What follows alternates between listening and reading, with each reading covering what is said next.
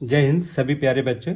आज की इस निर्णय में जो क्लास 11th के लिए बहुत ही इंपॉर्टेंट निर्णय है। अगर आप क्लास 11th में प्रावैधिक कला लिए हुए हैं तो ये क्वेश्चन आपके लिए है। एक समपंचभुज के क्षेत्रफल के बराबर त्रिभुज की रचना कीजिए। तो सबसे पहले हम समपंचभुज की रचना करेंगे, फिर उसके क्षेत्रफल के बराबर त्रिभुज की रचना करेंगे। तो समपंचभुज बनाने की 3 से 4 रीतियां हैं या विधियां हैं। इनमें से जो सबसे अच्छी विधि लगती है वो मैं आपको यहाँ पे बताऊंगा। तो समपंचभुज की कोई भुजा की माप नहीं दी है, तो आप अपने हिसाब से भुजा की माप ले लीजिए। मान लो हम यहाँ पे समपंचभुज भुजा की माप लेते हैं 5 सेंटीमीटर। तो स्केल को यहाँ सीधे रखना है और 5 सेंटीमीटर की एक रेखा खींच लेनी है और उसका नाम रख देना है का और खा। इस का और खा को सबसे पहले क्या करना है, समद्विभाजक करना है, 2 बराबर भागों में बांटना है। किसी रेखा को 2 बराबर भागों में बांटने का जो तरीका होता है, उस रेखा के आधे से अधिक दूरी लेके आर्क लगाएंगे, फिर उसी दूरी से उसके दूसरे सिरे को केंद्र मानकर आर्क लगाएंगे।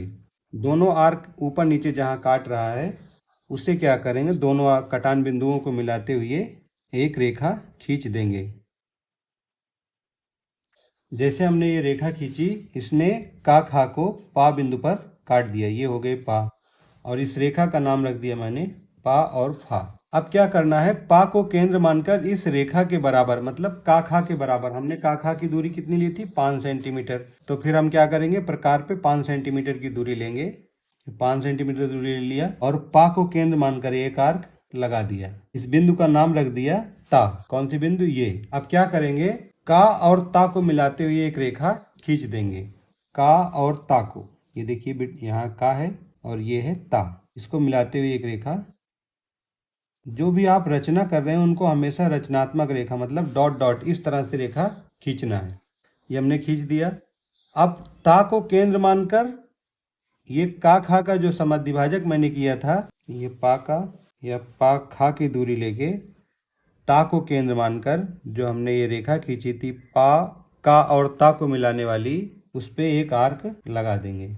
ये आर्क लगा देंगे और ये बिंदु हो गया मुझे जो मिल गई, वो हो गई था। अब का और था की दूरी लेके पा को केंद्र मानकर एक आर्क लगाएंगे। यहाँ पे ध्यान समझना है, किसकी दूरी लेके, का और था की दूरी लेके।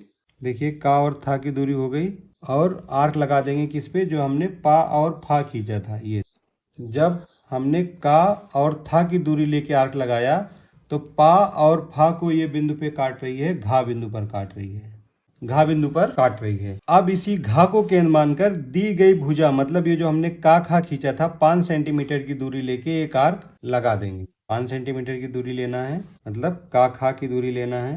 देखिए का खा की हमने दूरी ले ली और घा को केंद्र मानना है, इसको केंद्र मानना है और एक आर्क लगा देना है।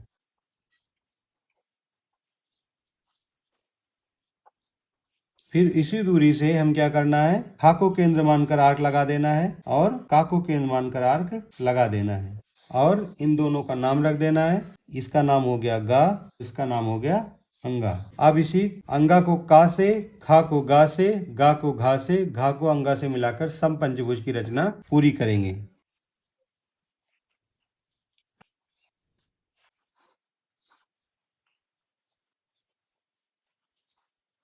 अब मेरा समपंचभुज का खा ग घा अंगा हो गया, जिसकी भुजाएं 5-5 सेंटीमीटर की होंगी। उत्तर की जांच कर लेते हैं। देखिए ये 5 सेंटीमीटर, ये भी 5 सेंटीमीटर। देखिए गा और खा 5 सेंटीमीटर, घा और गा भी 5 सेंटीमीटर और घा और अंगा भी 5 सेंटीमीटर। ये मेरा समपंचभुज बन गया। अब इसके क्षेत्रफल के बराबर हमें एक त्रिभुज की रचना करनी है। उसके लिए क्या करेंगे, जो हमारी ये रेखा है 5 सेंटीमीटर, उसके इस लंबाई के 5 बराबर, मतलब 2 इधर 2 इधर, इतनी लंबी हम रेखा खींचेंगे, अर्थात 10 सेंटीमीटर इधर 10 सेंटीमीटर इधर। अब देखिए यहाँ पे इतनी जगह है, शायद है, चलिए देखते हैं। यहाँ पे इसको हम बढ़ाते हैं, कहाँ तक बढ़ाते हैं, 10 सेंटीमीटर तक, और इसको हम इन लोग यहाँ पे बढ़ा लेते हैं। जितनी आपने पंचभुज की लंबाई, रेखा की लंबाई लेनी है, लिया है, उसकी 2 गुना इधर 2 गुना इधर, मतलब हमने 5 लिया है तो 10 सेंटीमीटर इधर और खा से 10 सेंटीमीटर इधर बढ़ा लेना है। इनका नाम रख देना है। ये बिंदु हो गई माँ और ये बिंदु हो गई ना। अब पा और घा, ये लाइन है पा और घा, इस रेखा का समद्विभाजक बिंदु ज्ञात करना है। उसके लिए क्या करेंगे आप, पा को केंद्र मानकर उस रेखा के आधे से अधिक दूरी लेके, मतलब हमने आधे से अधिक दूरी ले लिया और एक आर्क लगा दिया ऐसे। फिर उसी दूरी से घ को केंद्र मानकर आर्क लगा दिया। दोनों आर्क जहां काट रहे हैं उसे मिलाते हुए रेखा खींची जो पा और घा को दो बराबर भागों में बांट देगी। उद्गम मध्य बिंदु ज्ञात हो जाएगा। ये हमने रेखा खींची जो पा और घा को यहाँ पे चा बिंदु पर काट रही है। अब इसी माँ को चा से और ना को चा से मिलाकर अभिर त्रिभुज की रचना कर देंगे।